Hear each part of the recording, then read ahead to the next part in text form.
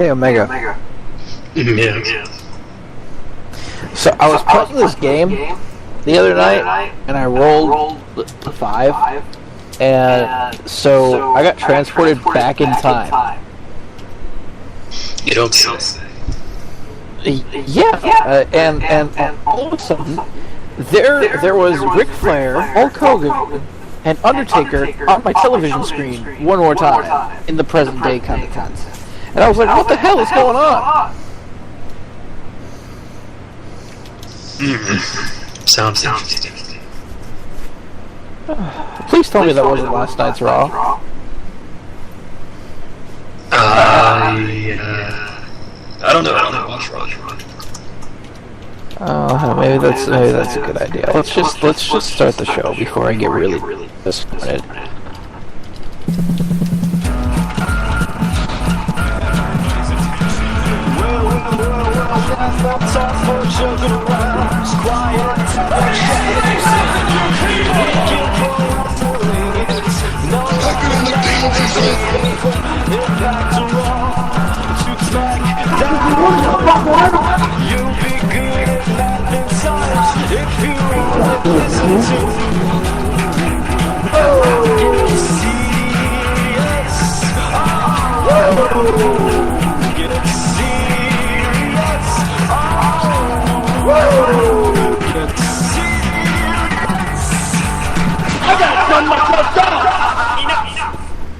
Hey everyone, welcome to Who Gets Serious. My name is Gunner, and that is Omega BR. I was just kidding. I do in fact watch Raw. I just don't believe. So you're an agnostic. That's it. That's the best. The man booing me is Mark Congler. What's up, my jolly African Americans? And of course we have our wonderful technical producer, Mr. Yankee, yes. What? Is someone talking? I was deafened by a horrible joke. Horrible jokes aside, let's get into the news. Dish Network did not carry Elimination Chamber, citing WWE being unwilling to lower costs, and noted that other providers may follow suit, such as Comcast. Vince McMahon said during a recent conference call that most providers would carry WrestleMania and then go case-by-case basis. Dave Meltzer noted that Dish only stood to lose about $460,000 over it, and recently declared a $3.6 billion in revenue for the third quarter of 2013. Also, that caving into WWE would set a bad precedent for undercutting if boxing and UFC, which perform better than WWE pay-per-views, went the internet route. An ad agency article recently noted that WWE likes certain live sports aspects and garners big ratings, but isn't a major revenue generator, which could factor into their TV negotiations. There is still no TV deal signed by the WWE, and they are currently in open season.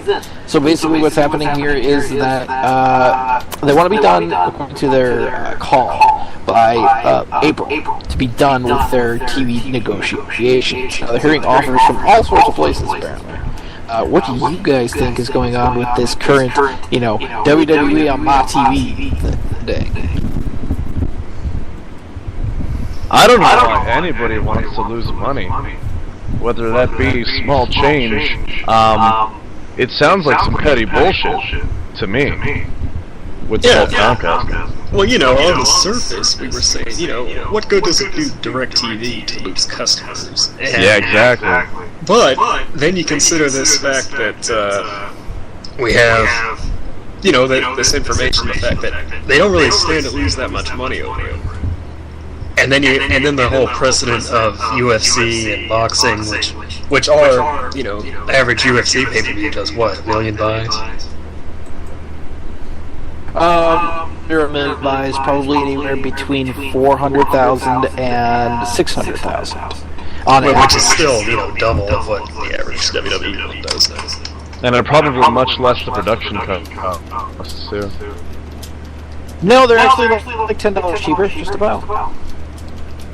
Oh no, I mean like presenting the actual show itself is probably much cheaper than WWE.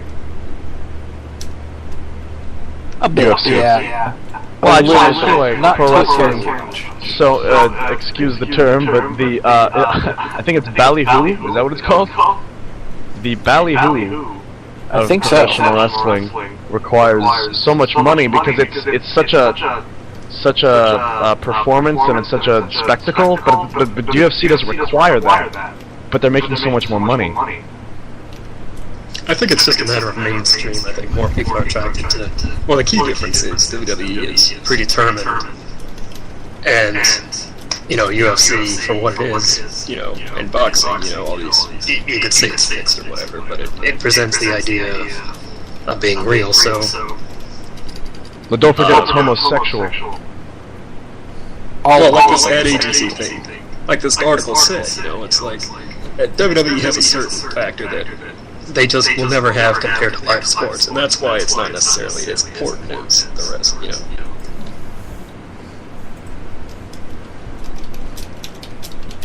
What do you guys, I don't really see Raw moving anywhere.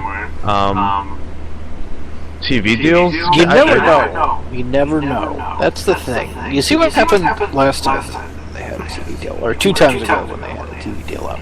Spike offered them a very, very, very, sort of deal thing, and it could happen again. We could see WWE back on Spike at some point or another, and then them kicking off TNA at some point. I don't see them I don't see them jumping really that far, but I see at the end of the day, I expect, in all honesty, them to go back to NBC and be there and stuck there with a quote lower than what they asked for originally, but more than what they were going to get.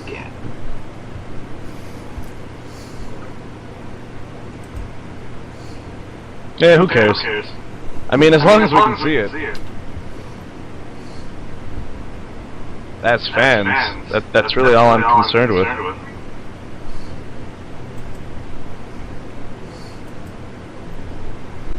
Next? Yeah, let's move on. Alright, let's talk about TNA since, Do we have to? Yes, let's talk about it, please. Well, it turns out TNA had to beat Wolves to become the new Tag Team Champions live event in luxurious Morgantown, West Virginia. Apparently so they could defend the belts on the Wrestle One tour, as the Bromans were not advertised for that tour. I'm sorry to interrupt, but a house show, TNA, come on. Okay, I know TNA history article is writing itself now. I shat on this when I first heard it, but it totally makes sense with the Wrestle One. I totally understand. This isn't like when Jeff Jarrett beat Raven for the world title at a house show. This is something that was done for a tour, and it's happened in every company. And to sort of say lol TNA is kind of like I don't know, I feel like we wouldn't do this with a different company. Plenty of other companies have done this, and it's for a good reason. I just feel bad for the Bromans. Because they didn't get their big TV spot to lose the titles. Yep. Well, it's also the fact that the Wolves are kind of a big new thing, and their first tag title win comes at a house show. That's yeah, but it's not like the TNA tag team titles are like really prestigious or anything. It's more kind of just a cool thing to have for the tour, or not tour, but show. That was also the Swerve Face who jumped in, ladies and gentlemen. He's here with us. Also, on the TNA front, it seems, following in the Wolves' footsteps, there's a push to bring Chris Hero into TNA, since he's free in WWE.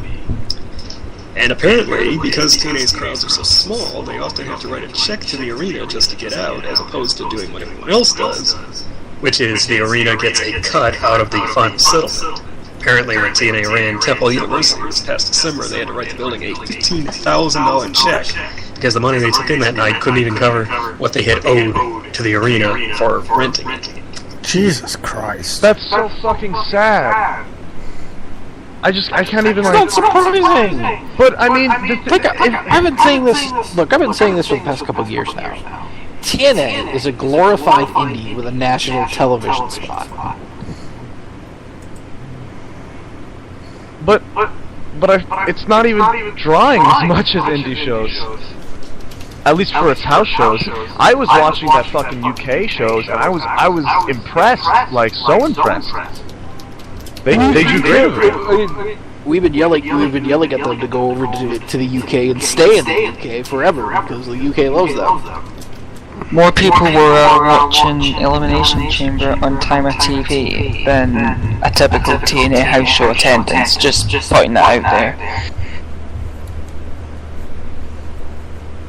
It's just so depressing to know, at least if I was in the company, that it feels like no matter what they do, they're not going to get past a 1 or a 1.1. They had fucking Hulk Hogan come back. They had Sting. They had all these quote unquote draws. But what is the fault here? Advertising or what? It's their own fault, really. I mean, it's the fact that, you know, you have interesting things being built up and then you push them aside for whoever WWE rejected. It's the fact that a lot of their storylines are nonsensical, and a lot of their pay-per-view finishes are, you know, ridiculous. And this is why I say, you know, the whole Jeff Jarrett thing you're probably going to talk about. No wonder people are looking forward to something that's barely been announced because of the state TNA is in. Yeah, I mean, what TNA, they've always taken one step forward and 2 steps back, and that's, if you wanna say to their credit, you know, no matter what they seem to try, it doesn't work, then, and I've said this on the show before, then what they have to do is they have to accept what they are and embrace it instead of trying to be, you know, a competitor to WWE and, you know, doing all these other things, you know, because if it's not working, it's not working. But I think a lot of it has to do with the higher ups and what they decide. Speaking of higher ups, what they decide. Although there were concerns John Cena's injury on Raw was legit, it's reportedly all storyline, and the stretcher was prepared by the stage before the segment began. Rey Mysterio is another top name whose contract is set to expire in 2 months' time. While he was one of the highest downsides, he's also one of the best merchandise movers for the company. As it stands, The Rock is a leading candidate for next year's Hall of Fame from California.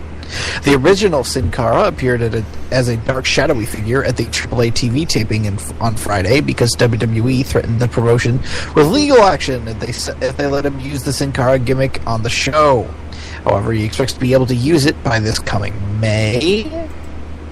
Sin Cara. Look, Mystico, let me tell you something, S.A. You're not going to be able to use that name. I'm sorry.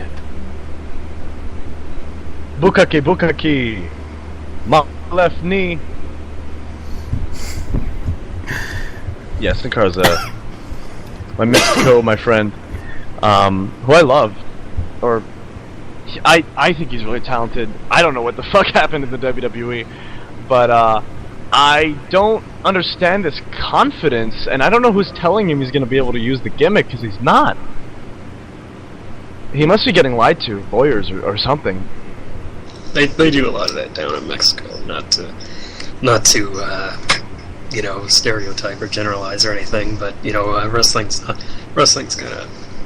of a shady business in a lot of ways. Yeah. I mean, there were all these promotions advertising him. How many fucking La Parkas have there been, you know? I think 5? Yeah. Yeah. Rey Mysterio leaving. He'll rename himself Sin Cara, S-E-N Cara. That doesn't even mean anything in Spanish. No. He'll be Sin Cara, S-C-E-N-E, Sin Cara, and he'll listen to like My Chemical Romance. I would take that actually. That would be okay with me. And it'd have like a wig over his mask. Have a wig over his mask with like, the one like bit of hair that just goes over the eye and curls down the face. Yeah, there you go. Cara. He would quickly surpass both Flair and oh gosh, now I can't remember his name. He gave the other guy hepatitis. Abdullah the Butcher? Yes, he would pass Flair and Abby for blading. Oh, boo! Oh, that's awful. Well, that's a good joke, but it's awful. Jesus. Trigger warning to all of you out there. It's a bit late, but you know, gotta keep it Tumblr friendly here at Blue Serious. As for Mysterio, it's so strange because I'm so used to him being in the company, and he's such a. I feel like he's an ass. I don't know about an asset, but just imagine working in this company for years and years and years, and you hear these news that we're just gonna let you go when your contract runs out. It might feel a little jading. Well, from what I've heard, he's kind of a little bit difficult to work with, and not that he's a big jerk or anything, but the fact that, you know, he has been a little injury prone in the past, and, you know, he does kind of, I mean, he is you know, he knows full and well his standing as far as merchandise, and the fact that he could easily go to Mexico and make probably twice what he's making now in WWE, so, you know.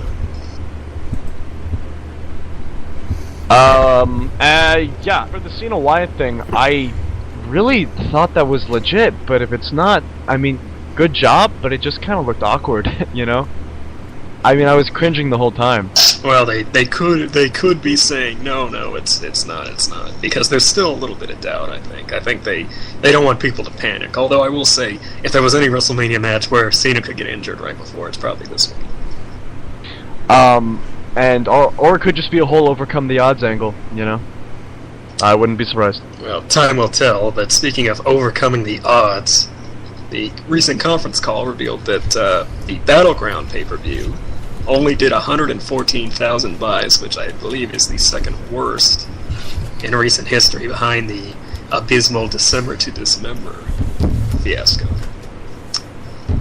Hell in a Cell did 228,000, up from 199 last year. Survivor Series did 177,000, which was down from the 208 last year. TLC did 181,000, up from last year's 175.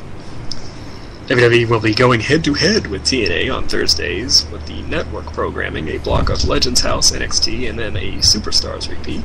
Although Legends House won't begin until April, and NXT still has a couple weeks until they pop on. Until 4 p.m.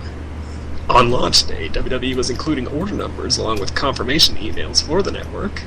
Apparently there were more than 130,000 until they stopped sending out numbers with the emails, and statistician Chris Harrington's educated guess is that they kept the pace and had between about 250,000 and 350,000 sign-ups on day one.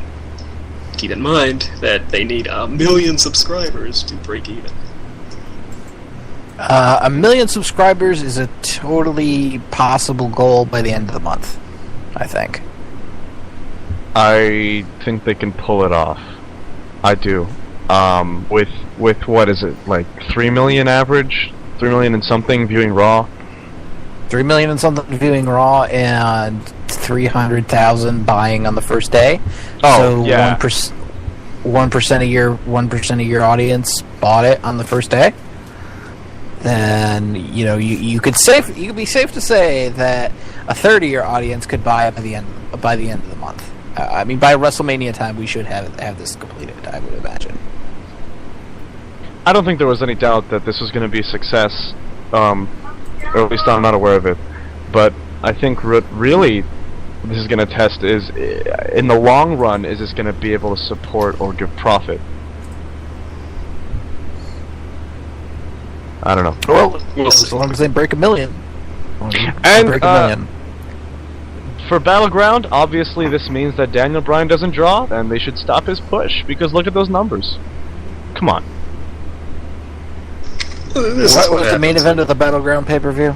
Yeah, who didn't? I mean, the only reason anyone would buy that is to see Big Show run in and cause a no contest.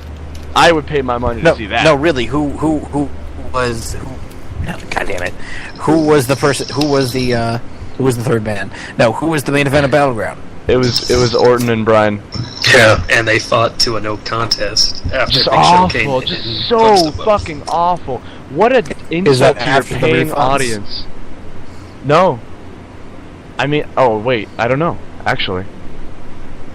God, Look at some of the other matches that were on the card. We had Bray Wyatt beat Kofi Kingston, CM Punk Yeah. Ryback again, Yeah. Axel and Truth, Real Americans, and Santino and Khali. Oh my god.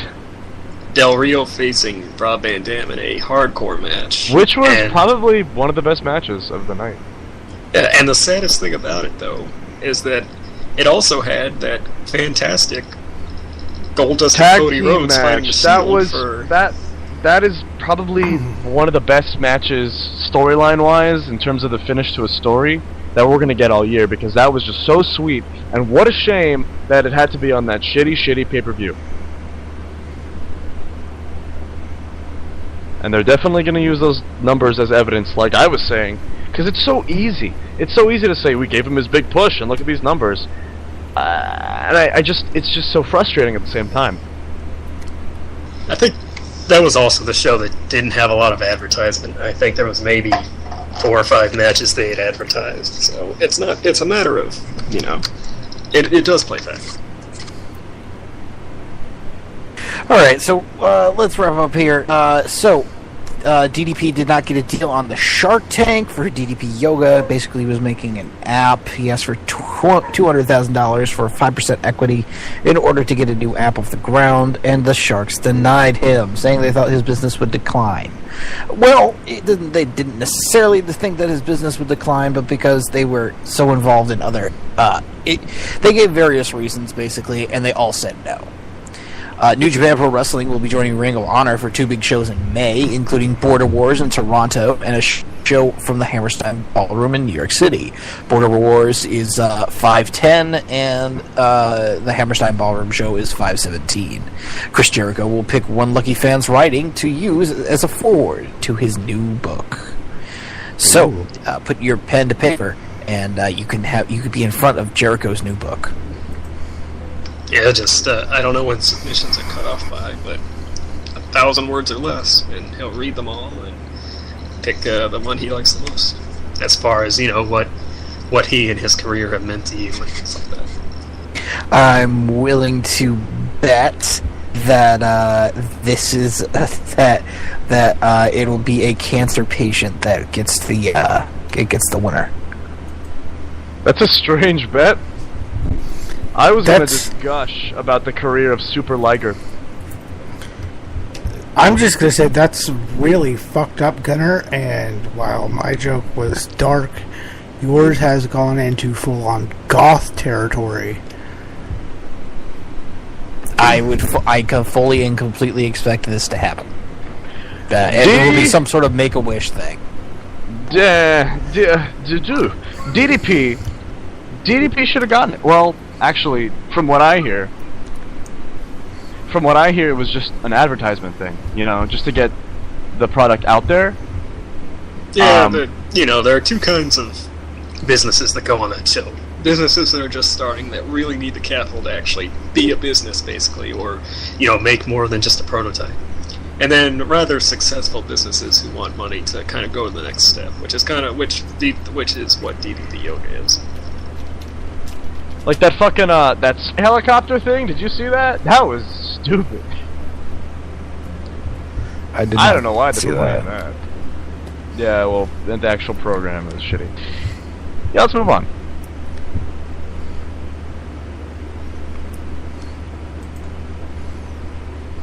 We gotta move? Yeah, we're gonna move on, and we're gonna go to a 15-minute time limit. This week on the 15-minute time limit, we're going to talk about the Elimination Chamber pay-per-view, which I would drink heavily to try to forget. Besides the Wyatt family match, but that's besides the point. Look, the pay-per-view was great. The pay-per-view was perfect until the actual Elimination Chamber, and we will talk about that. Until the ending of the Elimination Chamber, even. We'll talk about that. We'll talk about that though next. But we're going to talk first about that Big E versus Jack Swagger match with both men looking awesome as fuck. What a Haas fight! Just totally power moves, and I was impressed by both men. They really went out there and gave the Vince in me a giant erection. Thank you. And it made Jack look good, who is kind of looking weak right now in comparison to Cesaro, and I worry about the guy. But Jack looked really good against Big E, and Big E looked amazing. Yeah, which was the best part about that spear to the outside. Yeah, that's a great spot. He did that to Ambrose a while back, and I was like, that's gonna be his spot, because that's super fucking cool. And I just hope the bump isn't too bad, because No, it's something. It's not terrible. It's like you're being caught. I mean, from like Big E.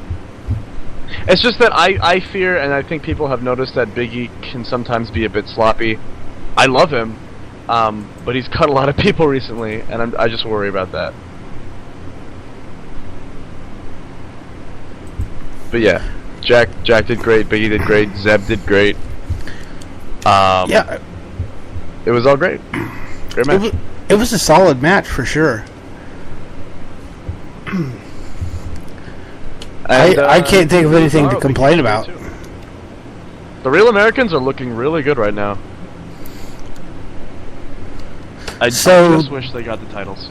That means they're probably going to break up soon.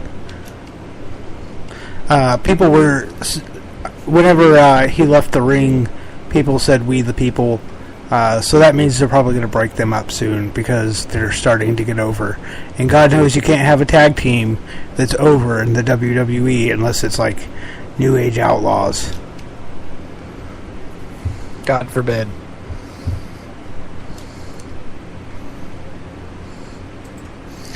Then, speaking of the New Age Outlaws, they defeated the Usos for the tag team titles.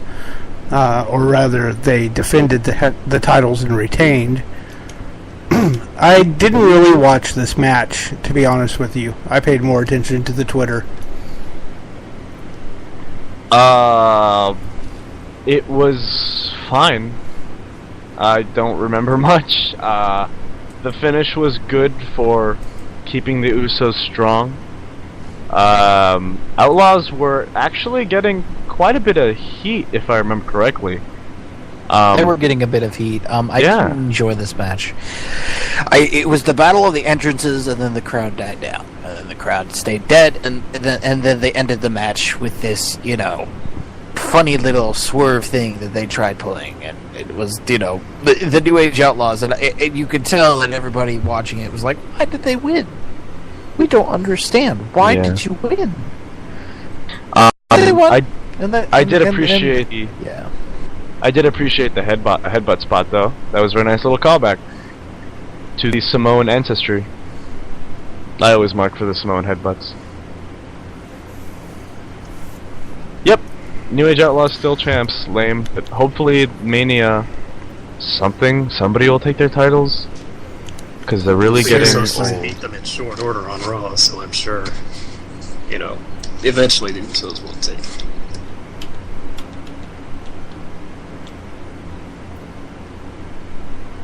I've got them winning at at WrestleMania. I said that in our show, in our pre-show that we did before the episode, before the pay-per-view.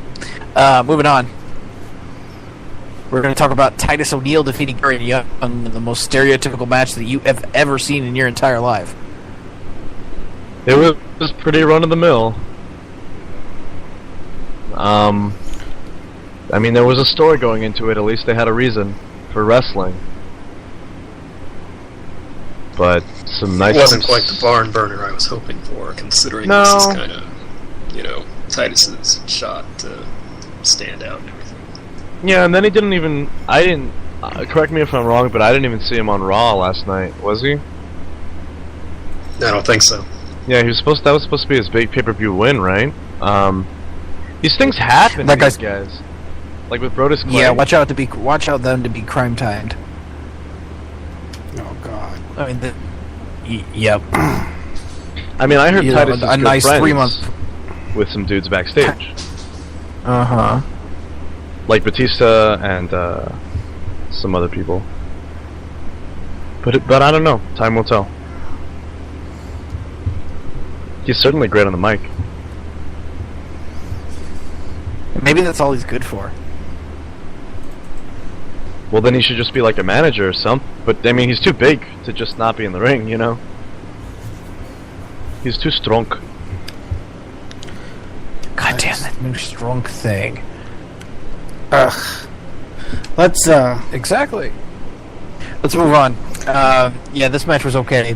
Nothing to write home about. But let's not talk about the Wyatt family versus the Shield match, because that was such a perfect match that I really don't want to get into it right this very second. Let's get the other two crappy matches out of the way. Cameron defeated AJ Lee via disqualification. How about that? How about that, Tamina Snuka? Did you know that Oh, she go is ahead. the daughter of a certain person? Or where? who raped and murdered a woman Ah, in 1980. Allegedly. Come on. Allegedly. Yeah, I can't wait for her big push, I guess. I mean, I don't really care. I don't think people are going to get behind Tamina over AJ, but I don't think anyone in the back cares. Seems like alignments don't really matter in the Divas division, even in the fucking company itself. Everyone is chaotic neutral. I mean, the only, like, real babyface I can even think of is... Daniel, I guess? No? I can't even... Big E hasn't done anything bad. Well, I guess you have.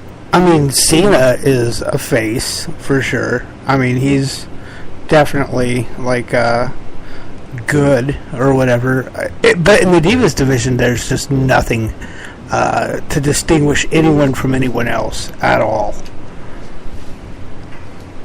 I'm pulling for Emma to be a person that people will get behind over AJ. Last night was a pretty cool indicator of how over she could be. People really loved her lock, her Emma lock, and people are starting to get down with the dance. I thought it was too forced, but I think maybe it could work. If anyone, She's kind of forced. I mean, she's not. Oh my God, she's so far. Look at her. yeah. But it's something that. How can I put this? It's interesting. I mean, she's got a connecting factor and an it to her that you can understand, but I don't see why she got called up over Paige.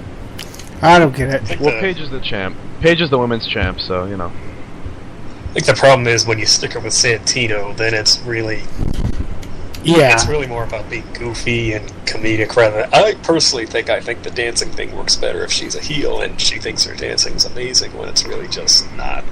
Instead of just making her a giant klutz of a face, but But then does that negate NXT as a non-kayfabe or like non-canon show? Because It's a different universe. Yeah, Different is it though? universe. Because just been talking about it, and they're like, check out NXT Arrival. You can see Emma on NXT. So if people are going to be watching NXT and watching these people who are faces in NXT, like a pseudo face heel like Tyler Breeze, like what if they turn Tyler Breeze because he gets cheered so much, and then they put him in WWE or they put him on television as a face with his heel gimmick, and it just doesn't work. You can't expect everyone to watch NXT, and if you can you just not? Can it not be canon? It's such a weird dynamic that both shows have. that's It's something kinda I'll like- have to think about. It's kind of like this, right? NXT is a sandbox, and it's the playing sandbox that you can screw around with and have people debut and then re-debut and then re-debut again with a new gimmick and then re-debut again with a new name and then re-debut again with a new look, and just have it be sort of malleable. And as you go up the card, it gets less and less malleable. And from what I'm understanding, it's all, technically it's all the same universe, and technically it's all the same thing. But at the same time, it's really not, because in NXT, you're allowed to have a little more freedom, from what I'm understanding and from what I've seen. So, Speaking of people that should be in NXT, as in the NXT to go, Batista defeated Alberto Del Rio. Great match of the year. Yeah, 5 stars. I really liked. I felt like Batista really looked like he was exhausted and getting beaten down. Really convincing selling. Very good job.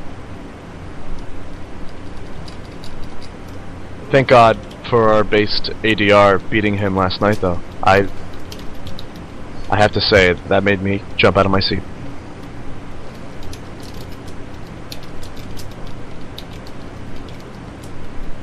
Guardians of the Galaxy will be the greatest movie in the history of cinema. Oh yeah, starring Batista as the main character that everyone will love. For sure. Can't wait for the sequel, where they push him for SummerSlam. I fucking hate the fact that, okay, if Batista's been ruined, to be completely honest with you. Batista's been ruined, by his return was ruined by the lack of booking of, lack of intelligence of the people that are in charge currently. Am I wrong? It's really not even his fault. It's the fact that he returned at the worst possible time. They wrote themselves into a corner because they didn't want to book Daniel too strong, but they booked him strong enough, but not well enough to make a lot of people behind him. But at the same time, it's not like a Ziggler, where even though he's being misused, people don't get behind him because he's not on TV. I mean, holy shit, they just had Bryan kick out of a chokeslam and beat Kane clean, but we're saying he's being misused. It's kind of that weird parallel, you know? Mm-hmm. Yeah, and he's just caught right in the middle of it. Yeah, and that's the thing, too. You know, it's not really his fault, but at the same time, Batista's not The Rock. You know, Batista was never that great in the ring, on the mic, etc., especially as a face. So, and that's what I don't quite get. This whole... The fact that they are now... Well, I guess we'll get into that in a minute, but... No, I'm sorry, I didn't see that. The time has been out. And that's it for the 15-minute time limit. Oh wait, we have a minute 30 seconds. Sorry. Totally interrupted Omega. Do we talk about the chamber? Not yet. Okay. Whatchamacallit. Yeah, I wasn't paying attention at all. Well, I'll just keep talking till the proper timeout, and I'll just say what I'll say.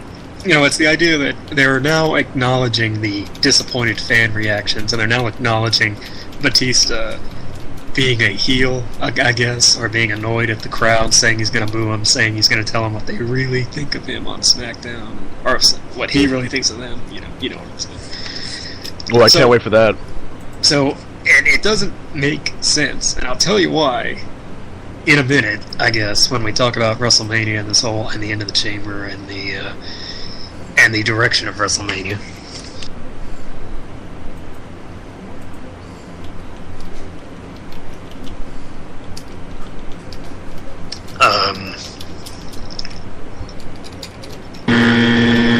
Okay, so there's the real buzzer. I'm sorry about that. We'll be right back after our little break here. Yes, maybe no, Yango? I don't know, you still had about 15 seconds to go when you buzzed the buzzer, so... Give him.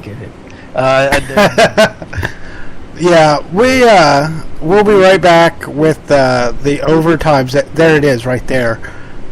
Ding, ding, ding, time is up for 15-minute time limit. That is the 15-minute time limit, and now we will go to break, and we will be right back.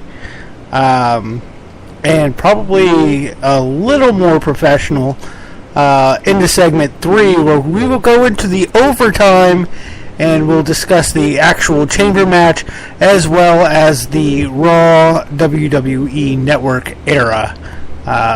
Here we go out, and we'll be right back right here.